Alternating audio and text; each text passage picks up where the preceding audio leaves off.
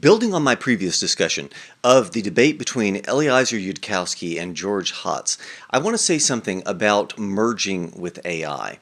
This is something that I've been at pains to try and point out on a number of occasions with respect especially to transhumanism and the extended mind, and how it is that we're not very good at thinking about what this could look like. And so I think it's important for us to recognize that there is a certain cultural encumbrance that we have with respect to the identity of the self and how it is that that gets in the way of us trying to imagine what the possibilities are like in the future with AI, and specifically the possibilities relating to merging with AI, what that could possibly mean. I get the impression oftentimes that this is something that people don't wholly take seriously because they don't really know how to think about it. And that is an indication that we are pushing against something culturally that lies unnoticed and is an assumption sort of in the dark for us. It's changing, and my academic focus has been on discussing, among other things, the history of the identity question in philosophy, the history of what it means to be a self, and how that is manifest in different times throughout Western intellectual history and indeed also in the East. And so I think we can take some pages and pull a, kind of anthropological trick here and take some pages out of other cultures' playbooks to see what's going on, how it is that we might be able to think about the self, and what it means to merge with AI. So in other cultures, the self is not quite so, impenetrably walled in, where we consider ourselves absolutely free and no one, dare question my freedom, which is what we get in, 20th century France with Jean-Paul Sartre. And beyond that, we still have this legacy, but at the same time, there's this sort of nagging feeling that, well, I don't know if I want to be that free from the people that I love, the things that I love, the, environment that I'm in. Maybe I'm actually okay with being enmeshed in my environment and a part of an ecosystem, not only in terms of, biologically, but culturally and socially, otherwise.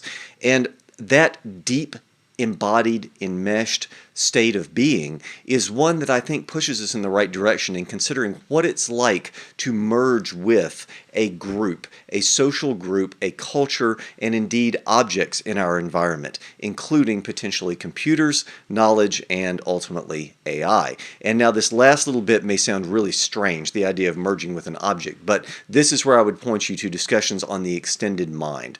In brief, the extended mind is the idea that our mind is not limited to, the boundary of the skull and the body, that it actually extends into the things that we use, and especially insofar as we have habituated that use and fully internalized the use not only of things, but also potentially of other minds, then they are deeply integrated, embodied in our thought process.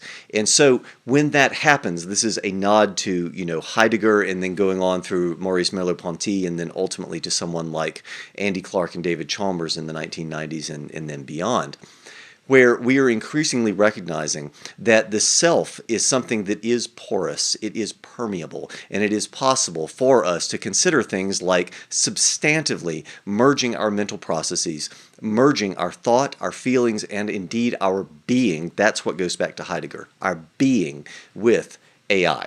And so in living with an iPhone, Chalmers suggests that we are merged with it, that our thought has substantively merged with it, and that we think in and through the technology as an extension of our cognitive capacities, not just as a reference book that is completely separate from us, but as something that we actively think with.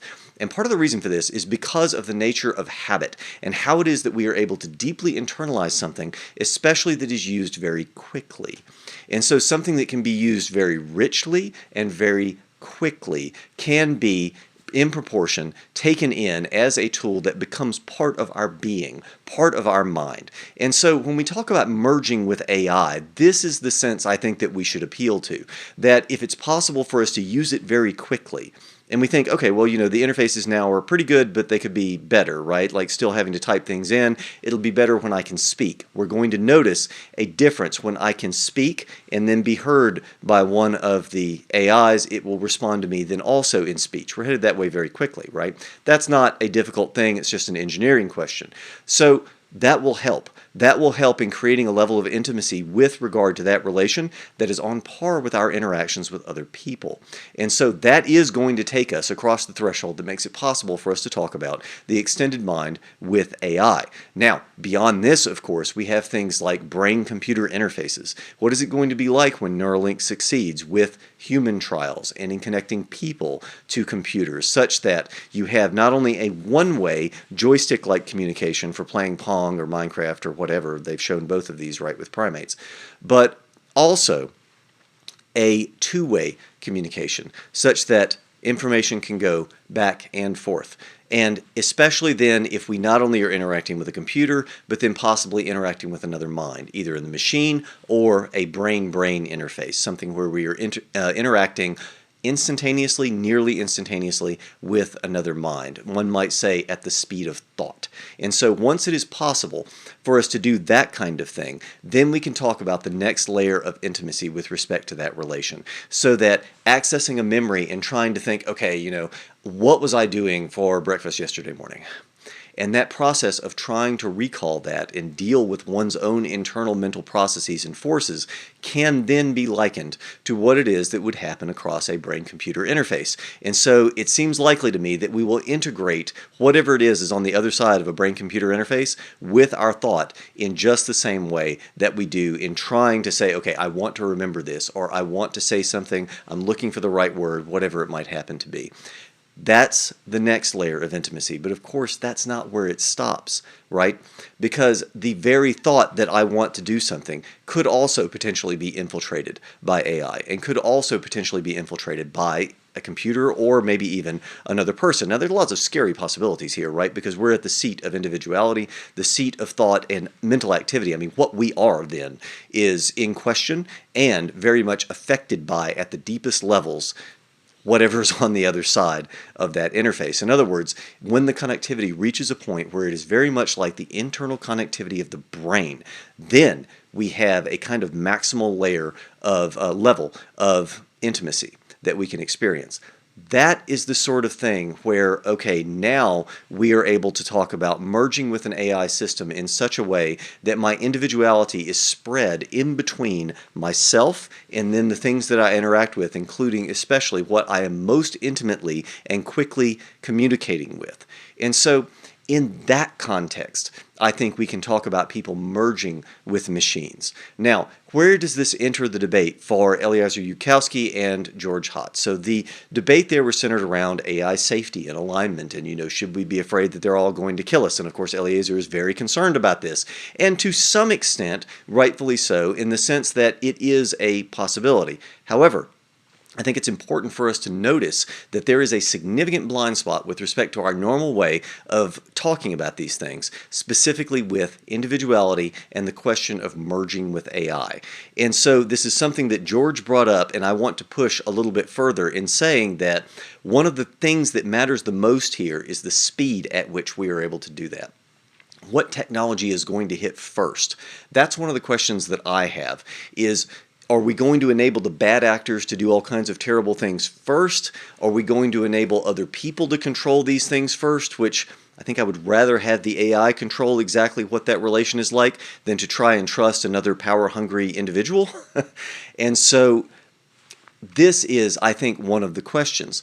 What will it be like? What does the actual path toward merging with AI look like? And I say that as though it were an inevitability because to some extent it kind of is. We are already, as I argued with transhumanism, we are already more than willing to modify what it means to be human.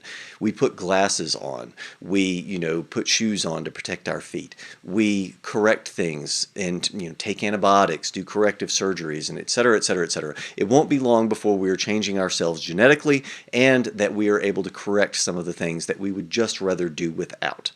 And so the transhumanism discussion is slightly different than this, but at the same time, it impinges upon the same concerns. And questions of safety then start to evanesce if our identity itself is merging with the machine. And so what it is that we are most concerned about keeping, which is the kind of soul of what it means to be human. Nobody really puts it in those terms, but that's kind of what they mean, right? That it is the kernel, the core, the sine qua non of humanity that people are worried about losing.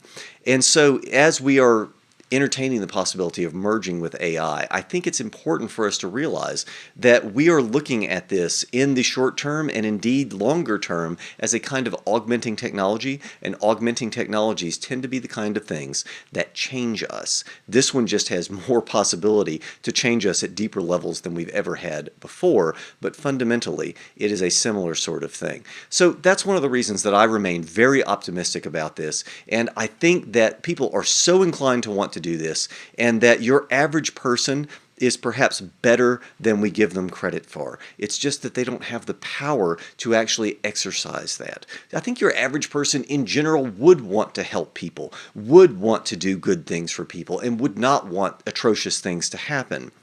And so if people in general are empowered by AI, which is part of the concept behind an open community for AI, then what we will end up doing is empowering that element of humanity that is spread across culture and is common to all of us.